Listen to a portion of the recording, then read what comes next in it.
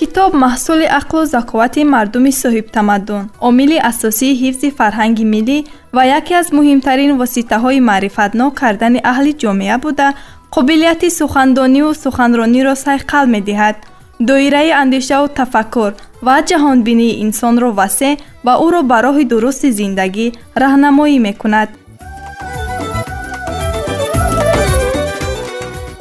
عالمان گفتند که کتاب عالی‌ترین اختراع بشر، منبع نور و ضیا است. آن راهنمای بی‌غرض است که همگان را به پندار و گفتار و کردار نیک هدایت می‌کند و زندگی را منور می‌نماید. کتاب به انسان جوانمردی، شجاعت، وفاداری، آزادگی، ننگ و ناموس می‌آموزاند. کتابخانه ملی تاجیکستان از جمله مکان‌هایی است که واقعاً ارزش عالی و والای این پدیده بزرگ، یعنی کتاب را بهر هر نفر تلقین می‌کند. کتاب پرقیمت‌ترین پدیده فرهنگی است. اکثریت آدمان با فرهنگ و با معرفت عالم کتاب را چون گوهر قیمت‌بها، سرچشمه دانش، وسیله تعلیم و تربیت، فراغت و میراث یک نسل به نسل دیگر پذیرفتند و نسبت کتاب و کتابداران با احترام سخن می‌رانند.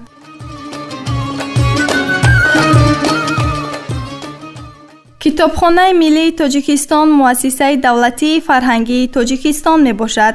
کتابخانه 20 مارس سال 2012 با جای کتابخانه دولتی به نام ابوالقاسم فردوسی در شهر دوشنبه تأسیس داده شده است. کتابخانه ملی تاجیکستان به نام ابوالقاسم فردوسی سال 1933 در زمینه کتابخانه شهری تأسیس یافته. سال 1934 به افتخار 1000 سالگی ابوالقاسم فردوسی نام او را گرفت. در دوران شوروی در خزینه کتابخانه زیاده از 3 میلیون نسخه کتاب و دستخطهای نادر به زبانهای گوناگون جمع آورده شده برای استفاده خوانندگان پیشکش کرده شدند. سال 1993 کتابخانه مقام ملی را صاحب شد. در کتابخانه از ماه اپریل سال 2004 تالار نوی نقطه خدمترسانی مدولی برای دانشجویان سازمان داده شده است که دارای بیش از 15,000 کتاب‌های تازه نشر فنی میباشند و از این تالار خوانندگان سرشمار استفاده میبرند. ماه سپتامبر سال 2006 تالار نوی خوانش الکترونی سازمان داده شد. بنیاد بینای نوی کتابخانه ملی تاجیکستان سال 2007 آغاز یافته، خزینه‌اش زیر 40 میلیون دلار برآورد می شود. مساحت عمومی کتابخانه حدود 45,000 متر مربع بوده. این چنین دارای اسناد اطلاعاتی، مجلسگاه‌ها و چاپخانه می باشد. بینای نو 167 متر درازی و 52 متر بلندی داشته از 4 قسم عبارت است. قسم ا از 9 آشیانه با تختخانه، قسم ب و و از 6 آشیانه با تختخانه، قسم گ از 4 آشیانه با آشخانه عبارت است. مساحت عمومی کتابخانه 44,078 متر مربع می باشد. سال 2011 در دوشنبه بزرگترین در آسیای مرکزی کتابخانه ملی تاجیکستان بنیاد و به استفاده داده شد. کتابخانه دولتی به نام ابوالقاسم فردوسی و باقی مانده سهم اهالی تاجیکستان و مؤسسه های دولتی و خصوصی، تشکیلات و سازمان های بین المللی می باشد.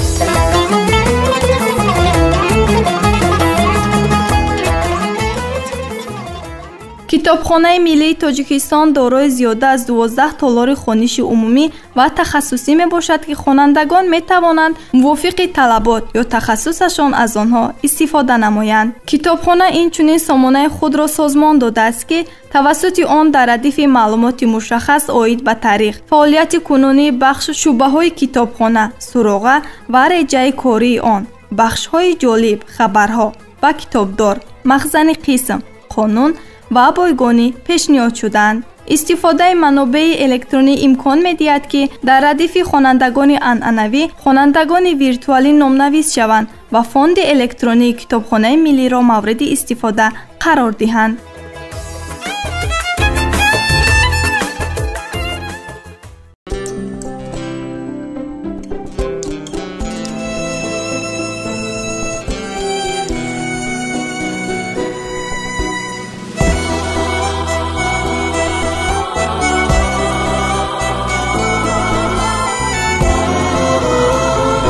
تاجیکستان وطنم، راحتی صد چمنم، گرو جان زی تنم، من زی تو دل نکنم.